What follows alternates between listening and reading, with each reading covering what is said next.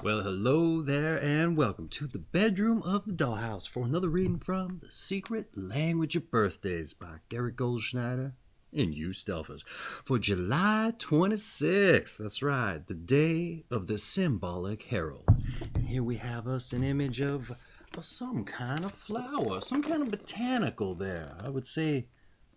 Oh, I can't even say. I'm not a botanist, but it's a flower. I can tell you that much here. Not an orchid, maybe a rose, but I don't think it's a rose. It's something. It's symbolic heraldry. That's right. Hey, is it July 26th? Then it's your birthday today? Well, if it is, I just want to say happy birthday. And if this is coming to you long after your birthday has come and gone, well, I hope you had a happy birthday. And for everyone else who's just joining us randomly, I want to say welcome, and I hope you enjoy yourself. All right. Hey, before we dive in, let's roll some dice. This is the Diecast birthday cast, and so we need to live up to that namesake by rolling some dice. Why are we rolling some dice, you may be wondering? Well, for synchronicity's sake. We rolled us a 1 and a 6, a 1 in the crown, and a 6 in the root. Boy, we rolled this just the other day. I think I might be rolling some loaded dice. That's right. Hey, so what is synchronicity? You may be wondering. Well, I prepared us, and listen to that, blow out the mic there, a short story of sorts to serve as an example. So just you get comfortable there while I butcher this read. The read that will serve as a nice little example of synchronicity, say. All right. This story goes out for a man or a woman, regardless your sex. So get it in your mind which one you are for today's read. I don't care which one you are. It might make it interesting if you switch genders for this one. So let's do it. All right. You ready? Okay. So there you are in Bangkok, Thailand. Sin City of the Orient. That's right. You're there to, I don't know, give a talk on the cost-benefit analysis of beachfront coastal erosion. That's right, redundant as that sounds. Now, I'm sure Thailand has its fair share of problems. That said, chief amongst them, beachfront coastal erosion probably doesn't register on that radar. But considering Thailand has some of the most beautiful beaches in the world, or so I hear, it really should be. That's right, and I imagine anyhow. So, that's why you're there, right? To convince folks, and you are apparently an expert on the matter, whatever that field of study would be considered. Maybe maritime geology, perhaps. But that's here nor there what this field study is called, right? I mean, now in typical bear that's neither here nor there what the study is called, I mean. All right. Now, in typical Bangkok fashion, it's been a hot and a humid day all around. An all-around gross day, considering all the smog. So, an otherwise beautiful day in Bangkok terms, that's right. But for you, your entire body feels like you climbed out of a molasses-coated armpit. Extra sticky and sickly sweet, were I hazard to guess how that'd feel. Point is, well, you aren't used to it as a maritime geologist. You're used to grit, salt, and the smell of fish, and, maybe the occasional beached and rotting sperm whale. Anyway, it's your birthday, and you need a drink, all right? Let's, need a drink, all right? Considering how much pushback you got for your beachfront erosion suggestions. To say it didn't go well would be putting it lightly, which for Thai folks, as humble as you may have heard they are, was really quite surprising, even to you, considering they threw coconut water on you. That's insane, right? And you'd like to think that that's the reason you're sticky, but that's not the chief contributing factor. No, Anyway, you climb onto a tuk-tuk and you ask what looks to be an 8-year-old driver to take you to the bar. And he gives you a wink, and you say, no, not that kind of bar. A bar kind of bar. And the kid, he says, I got you, and I'm 23. At least that's what you think he said, because he doesn't speak English. And he gives you another wink, and off you go into the smoke-filled air of the Bangkok night, which is somehow hotter and stickier despite the sun being down. It's probably all the neon. Anyway, you pay the cabbie, assuming that's what they're called, despite driving a different vehicle altogether, and you enter the bar, and wouldn't you know it, yep, It's one of those kind of bars. And there's an entire military-sized detachment of women in bikinis sitting on faux leather couches that line the walls of this place. And they all have a number pinned to their tops. So you do as any decent maritime geologist with a specialty in beachfront erosion whose worth their sea salt does. You go with the flood current, that's right. And you simply roll your eyes and casually make your way to the bar. And you put in your order, you pay in advance, and no sooner is the money taken away, this tiny man who looks like he also might be 8 years old, and the cabbie's brother, ostensibly, well, he slinks up to you in his half-button Hawaiian shirt and asks which woman you'd like to, I don't know, rent, let's say, for the night. Oh, no woman for me, you say. Oh, boy? He asks. No, I'm just here for a drink, kid, sir. Yeah, that's all well and good. That's what the kid says to you, in perfect English, no hint of an accent there. To boot, but if you don't pick a girl, well then, you're gonna get thrown out in the street by security. And that's when you spy two of the burliest Asian men you've ever seen in your life. And somehow they're sweat-free, which is surprising considering the sharkskin suits and lack of air conditioning in this, what I guess you'd call an establishment. Anyway, you're uncomfortable enough in both body and situational mind. You don't need subcutaneous abrasions from asphalt and street gravel on top of it. You're also convinced you'd probably pick up the super gonorrhea, or was it the black syphilis that's antibiotic resistant and that they won't let you leave the country if you contract. Who remembers? But this part of town isn't exactly clean, and the superclap's likely transmissible from just being touching the gravel on the roadway there, let alone a laceration from as much. Anyway, I mean, the word's super in the name, right? And it's probably for the rest of your life, considering how short it'll be. Yeah, you're probably inventing all this, but you want to say it's all based on warnings you've heard. And you're a marine geologist with a specialty in beachfront erosion, so the finer hard-fast realities of the super or black STIs are a bit outside your field and personal purview, thankfully. But so you do the smart thing, that's right. You decide to pick a girl, and you certainly aren't in Rome, but the same probably applies internationally as well. And no, you aren't going to pick a girl because you're going to do anything. Just get your head out of that trash and STI-filled Bangkok gutter. You just want to have your drink. So what if this girl is going to probably try tickling erogenous zones to entice you into an evening of her service? As comfortable as you presently are from the elements of the city? Well, you probably can't even feel your erogenous zones anyhow. And you let her just try and tickle, you figure. You know cost-benefit analysis and reckon you have the advantage. Regardless the field of study, you figure there's at least some cross-pollination with your logic. But I digress. So security escorts you to the floor and puts you in the position of picking a girl. But these are human beings. And they're up there being displayed like pieces of veal, sans the small cage they can't move around in. But it's comparable. So who'd you choose? That's right, you refer to your daily dice numbers. The 1 and the 6 for 7, that's right. Ooh, number 7, all right. The one you rolled before you left for the beachfront erosion speech you were on the run out of the symposium for. And honestly speaking, she's probably the girl you would have picked anyway had you been of the ilk to do as much without pressure. But you let her know the deal and ask her not to touch you. It's been a loaded day, to say the least, and you just want to get back to your drink without any more hassle. But you're cool if she sits next to you, right? You know, for appearance's sake, but that's when it happens. She asks you what you do, right? And you explain in earnest, because how do you really explain the finer points of that field of study to, well, anyone really? Let alone a woman in her situation. But that's when she tells you her family home was positioned on...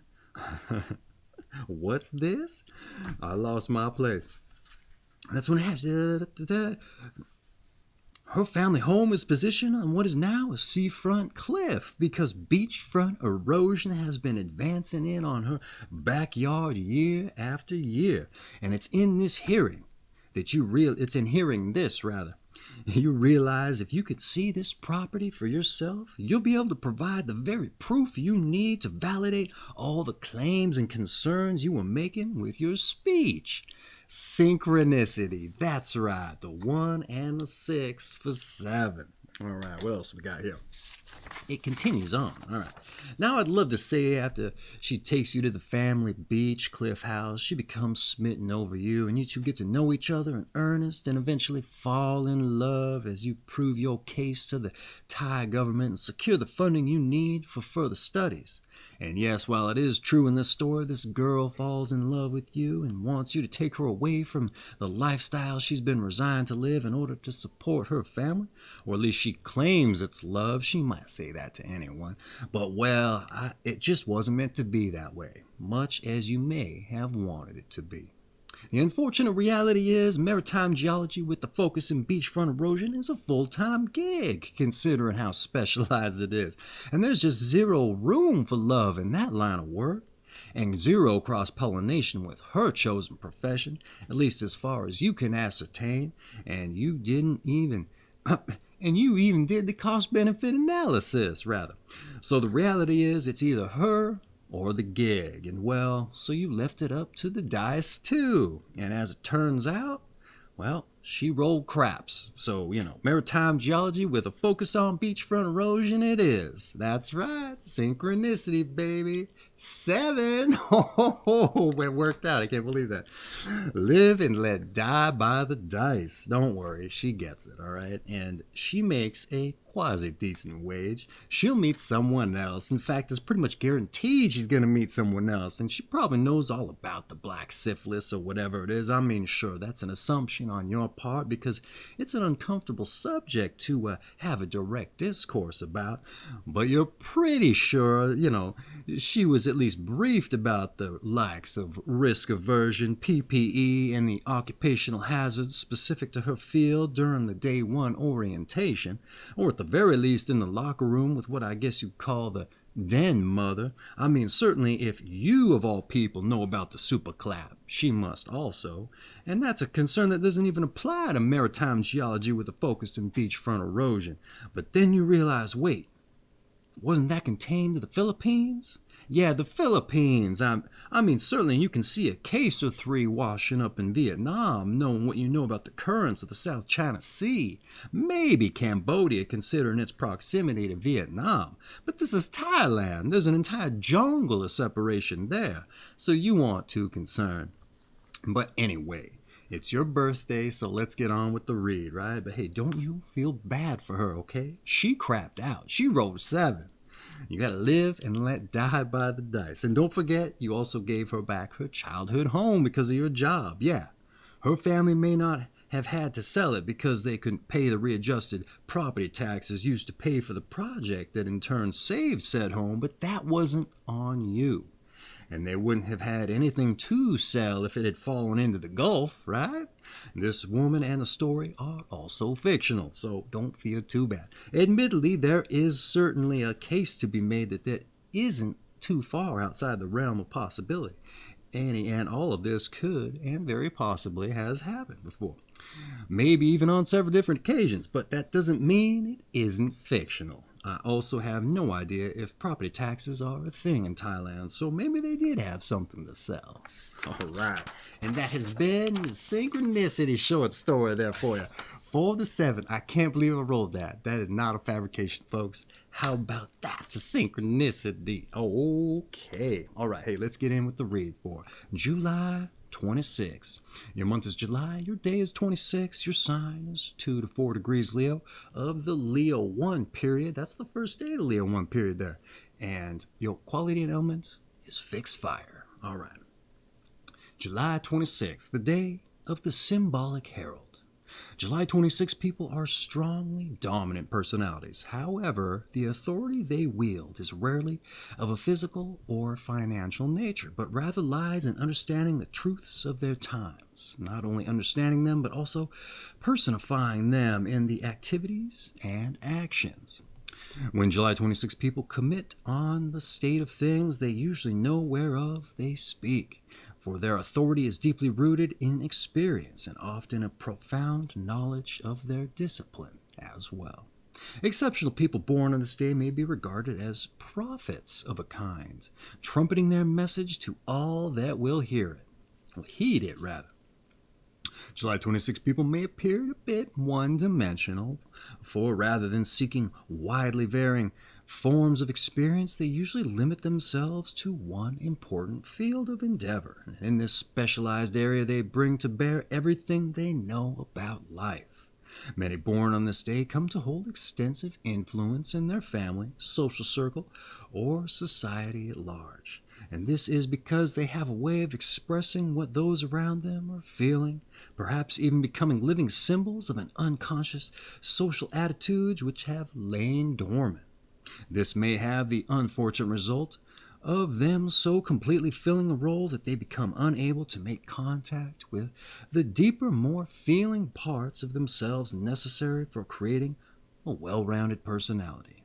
And at some point in their lives, they may have to make a firm decision to come down off their pedestal and refuse to allow others to put them up there again. And July 26 people are anything but conservative in their outlook. They often espouse quite outrageous viewpoints and can arouse antagonism from those who uphold the status quo. Fortunately, they display a self-confidence that rarely wavers, and regardless of their opponent. Not surprisingly, those born on this day are gamblers by nature and often fatally attracted to difficult and even dangerous situations. And they tend to lay it on the line when their going gets tough and hang on until a satisfactory resolution or conclusion has been reached. And with their combination of stamina and strength, they are well equipped to get their way. July 26 people make little effort to sugarcoat the pill of truth. They tell it like it is, straight out and blunt, sometimes displaying more concern for their safeguarding of truth than the feelings of their fellow man. However, individuals born in this day who take the time and trouble to get to know themselves as flesh and blood people develop greater empathy and tame their aggressions. Will be better equipped than most to express the best they have inside them. It might be wetter too, who's to say? All right, let's dive in with some notes there. What did I have to say about the breakdown? All right, a dominant personality, a figurehead of your time. What a monumental reality. Albeit, I imagine if you know that, it's more of a curse than a blessing. Because, let's see here. That's a huge idea to live up to, is it not? All right. How do you decide what to make your life's focus, right? If you've got to choose that one thing, assuming you haven't done it already. So you're welcome for that existential crisis if you never thought of it in those terms. But speaking honestly, it probably isn't a concern in your case from the sounds of it. I reckon it comes naturally based on how you process the world. So just keep doing your thing. That's right. Being a prophet or otherwise. As for being one-dimensional, focusing on the one thing, that's good for being productive, but I don't see it as necessarily negative. I have so many projects myself that at any given time I'm overwhelmed to the point of paralysis because I just can't think of what to work on at that particular time, or everything just seems too daunting. It's like, oh, no, I'm never going to get anything done. So maybe for you, now you don't have to worry about that because you got that one project in mind. In any event, just be aware of your singular focus. When you are aware, you can have it in your mind to expand, even if ever so slightly. Again, assuming it's even a concern of yours. Maybe it isn't. You do you. That's right. And you're a prophet for a reason. That's also what I wrote here. So keep gambling and keep laying it on the line. All right. Hey, let's dive in with your numbers and your planets. Those born on the 26th of the month are ruled by the number 8. Ooh, it's only one off from 7, right? But still your daily number, 7. As 2 plus 6 equals 8. And by the planet Saturn. Saturn carries strong feelings of responsibility and an accompanying tendency to caution, limitation, and fatalism. Thus, the more traditional tendencies of July 26 people are favored. And those ruled by the number 8 may be actually quite warm-hearted, but they can present cold and detached exterior. They also tend to build their lives and careers slowly and carefully, particularly true for July 26 people in regard to money matters. The combined influence of Saturn and the Sun, the ruler of Leo, grants intensity, but also a curious lack of true self-confidence, a fact sometimes hidden behind external bravado. All right. And what did I have to write about your number and your planets there? See, it says your more traditional tendencies of July 26 are favored over caution, limitation, and fatalism. Now, does that mean let's see here. They didn't say anything about what the traditional things were, and so I was kind of, well, what the heck is it? What's that supposed to mean? Does that mean a living symbol of the times? Is that the traditional outlook? That's funny because it infers a choice, right? But everything that was written in this breakdown didn't show anything about a choice. It said you were a living social symbol, right? Well, I firmly believe that to be true. A lot of this seems gospel. I think it is a choice. But like I said, they made it seem like it wasn't. So now that might just be me focusing too much on the grammar for once, but going back through the reading, in earnest, mind you, I didn't key to the word traditional anywhere. Anyway, perhaps just an oversight, but one I key to. So what are the traditional qualities that are favored, old Gary Goldschneider and you Stelfers? I ask you. Anyway, I say take a chance and let that warm heart thaw that cold exterior. Even if just a little bit, all right? It'll give you a chance to saddle some of that bravado and build that wanting self-confidence. Or don't. It's your birthday, right? Go get it, baby, either way. Okay, hey, let's dive in with your tarot. The more eclectic of the New Agey practices in my mind, but it's fun, and so I'm interested to see what it says. Hopefully you are too, so let's dive into it here. The 8th card of the Major Arcana is Strength or Courage, which depicts a graceful queen taming a furious lion. The queen symbolizes the female magician who can master rebellious energies and stands for moral as well as physical strength. And this card's positive attributes include charisma and determination to succeed. The negative qualities include complacency and the misuse of power. Well, all right, what I have to say about your tarot. The female magician, all right, charisma and determination to succeed. A most lethal and desirable combination indeed. So do you, like the female magician, master rebellious energies and stand up against complacency, but misuse your power? If you do, you might want to consider adjusting your focus a little bit there, Prophet. Huh? All right. So I didn't have much to say about your tarot. But anyway, let's dive in with your health. All right. Due to their dynamic nature, July 26 people have to keep a good physical condition or they will burn out. Getting regular sleep and adequate nutrition may be difficult with their often frenetic schedules. Regular sexual gratification and expression is important to both men and women born on this day, and lack of it may produce psychological frustrations as well as minor physical ailments. Rarely voracious carnivores, July 26 people do surprisingly well on vegetarian diets. Moderate physical exercise, such as walking and swimming, generally suits such diets perfectly. Above all, being able to share affection with a few close friends is vitally important to the preservation of their psychological health. Well, all right, that's an interesting little health one there. I don't think I've seen one quite like that. So, hey, unique. So get you your sex, providing it's consensual, for your psychological welfare and whatever minor ailments that addresses. Ostensibly blocked pipes, I would assume. All right. And also eat your vegetables. And above all, share your affections. Cool and cold exterior with that warm heart, Prophet? That's what I write. That's what I wrote. Huh, Prophet? You're going to get a cold heart with that going on? All right. let's dive in to some advice. Take a rest from yourself occasionally and let others do the same. Remember, you are just another part of everything around you. Cultivate humility and humanity. Ooh, right to the point. Cool and collected. Cultivate humility. I like that one, all right? Some people don't care about humility, being humble, being modest, but I do. I think it's a good trait there. So what do we have to say about the advice? Ooh, give the ego a rest. That's right. Don't buy into your own prophecy. Yeah, okay. Yeah, that's another word for it, all right? But yeah, you are truly just another part of what's around you.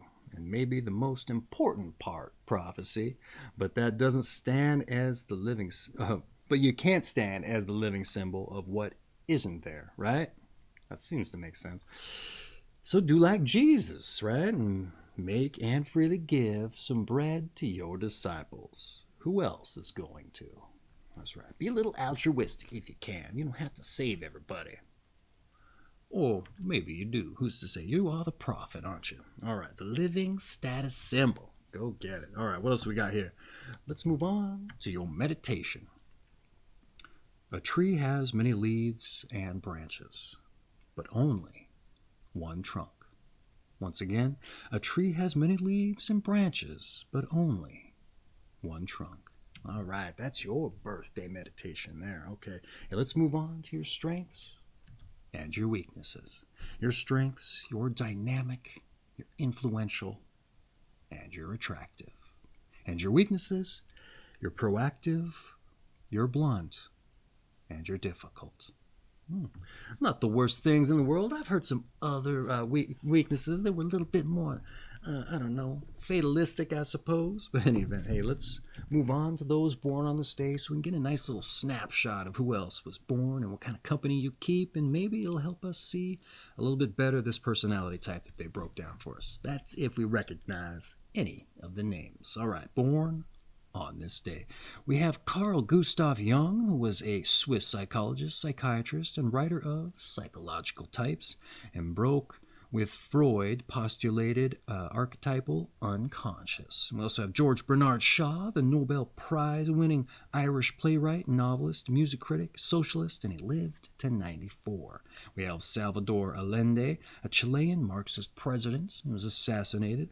We have Aldous Huxley, a British novelist of Brave New World. We also have Mick Jagger. What's that thing? The British singer-songwriter, if you didn't know, entertainer of the Rolling Stones, and a film actor. We also have Stanley Kubrick, master film director of Dr. Strangelove, 2001, and A Clockwork Orange, amongst others. We also have James Lovelock, who's a British scientist, writer of The Ages of Gaia. We also have Blake Edwards, the film director of Pink Panther series and Breakfast at Tiffany's. We also have Jean Shepherd, a New York multimedia performer, Andre Marot, something like that. He was a French biographer, can never say the French names, of Ariel, The Life of Shelley. We have Joan Bracken, who was a jazz pianist, composer, Dorothy Hamill, U.S. Olympic gold-winning figure skater, Gracie Allen, was a comedian, wife, and comic partner of George Burns. We have Louis Bellison, jazz drummer, band leader, and composer. We also have Jankel Adler, a Polish-Jewish 20th century painter and engraver. We also have George Grosz, who's a German painter and Dadaist, and Estes Kaflevier, a U.S. Senator of Tennessee, crime investigator. Hoyt Wilhelm was a baseball knuckleball pitcher, first Hall of Fame reliever, all-time leader in appearances, games finished, and wins in relief. It says one in relief. Maybe that's what that means. Let's see. Morris Hirschfeld, a naive painter, I guess. I'm not sure what that is.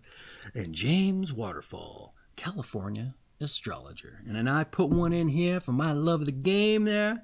Gary Sharon of the funk metal band Extreme. That's right. He also was lead singer of Van Halen after Sammy quit. That's right. Gary Sharon. Love the guy. All right. And that has been July 26th, the day of the Symbolic Herald. From the Secret Language of Birthdays by Gary Goldschneider and Joost. I'm going to fit a link for this book down in the description if you're interested in picking up your own copy and getting to the point quicker than I do.